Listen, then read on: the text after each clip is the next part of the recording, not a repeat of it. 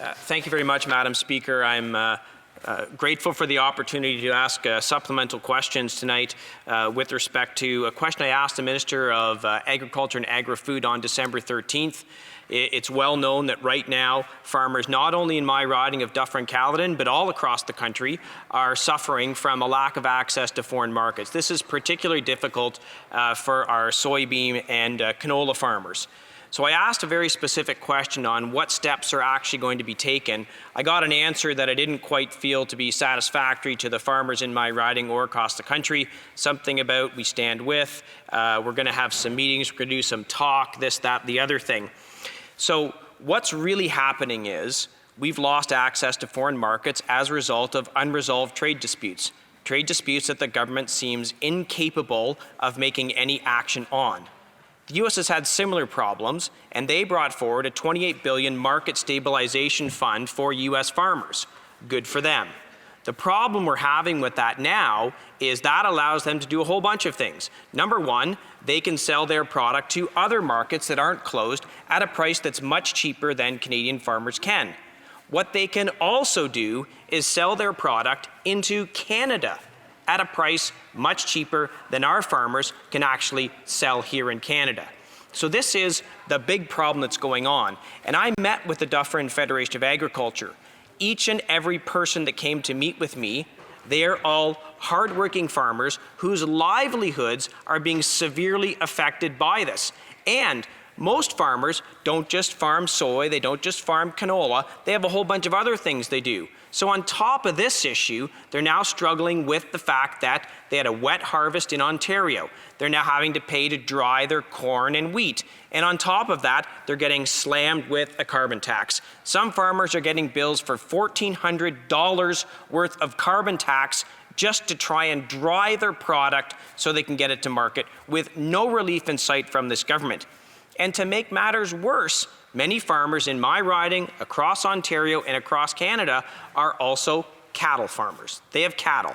In Ontario, they have a complete lack of processing capacity due to the closure of the processing facility in Toronto. I had a farmer in my office, and guess what she said to me? Well, Kyle, I looked for a new place to take have my beef processed. I was told it could be processed in April. This was in November. So what happens to that family? They now have to pay to feed those cattle for the next 4.5 months, and the cattle will be overweight and they'll get less at market and pay penalties. This is a catastrophic crisis that's going on in farming communities all across this country, and in particular in Dufferin-Caledon. What they don't need are platitudes. And I have to say, I'm not feeling very confident that we're going to get any concrete answers. They don't want platitudes like "we stand with" or "we're going to have a meeting." What they also don't want is for the government to say, "Oh, you know what, we'll just give you some loans." Farmers don't want loans. They want solutions to the problems. They want access to foreign markets fixed. They want processing capacity restored. So please, for the farmers in my riding, the farmers across the country, please have an actual solution and not platitudes. The Honourable Parliamentary Secretary, the Minister for Agriculture and Agri-Food. Thank you, Madam Speaker. I would also like to thank the member of Dufferin-Caledon for his raising an important issue. First of all, this is the first time I've risen in the House this session, and I'd like to thank all the people in Bay of Quinte for relying on me to represent them here in Ottawa. Our government fully recognizes the uncertainty of China's trade environment has impacted our canola and soybean industries. We remain committed to work in close collaboration with the provincial governments, industry and Canadian farmers to restore full market access for Canadian canola seed and predictable trade solutions for soybeans to China. The government knows that China is an important market for Canadian soybean sector. At this time, there are no official technical market access restrictions for Canadian soybeans to China. However, we recognize that the agricultural sector remains vulnerable to non-tariff trade barriers impacting exports to China. Canada has a dedicated agricultural team at the Canadian Embassy in Beijing working on market access issues and market development efforts. Agriculture and Agri-Food Canada is working closely with the embassy to address trade issues and advance Canadian agricultural interest in China. The Government of Canada continues to increase efforts to advance Canada's trade interest in China including the appointment of Dominic Barton as Canada's ambassador to China.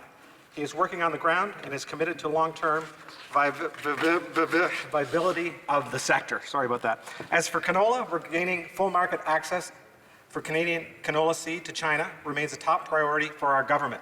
Canada continues to engage with China on multiple fronts to resolve this important issue, including through technical discussions and senior official dialogue with Chinese authorities. We have also engaged China through formal consultation through the World Trade Organization.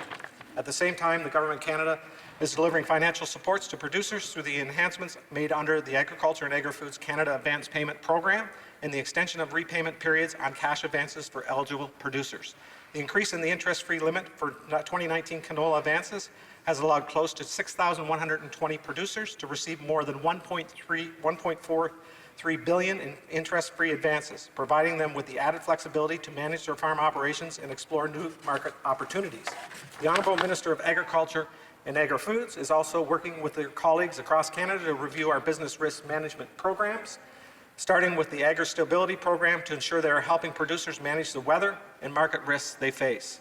We also remain focused on working with industry to undertake market diversification efforts to give Canada exporters access to more markets while reducing the risk associated with market closures. We recognize the importance of diversifying our trade to ensure Canadian farmers have access to new markets as we keep growing our exports in order to reach the ambitious target to grow our agriculture and food exports to $75 billion by 2025. Madam Speaker, we remain committed to support the agriculture sector in maximizing emerging market opportunities and advancing Canada's agriculture interests in all export markets, including China.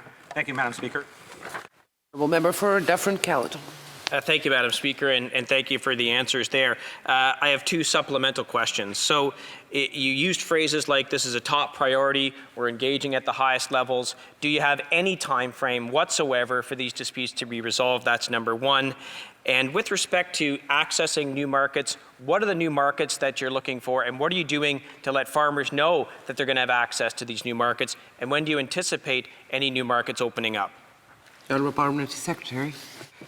We know, Madam Speaker, we know that producers are currently facing serious weather and market challenges. In support of industry market diversification efforts, the Agri-Marketing Program is a 5-year, $121 million program under the Canadian Agriculture Partnership that provides funding to support industry's efforts to increase the diversity of exports to international markets through industry-led promotional activities.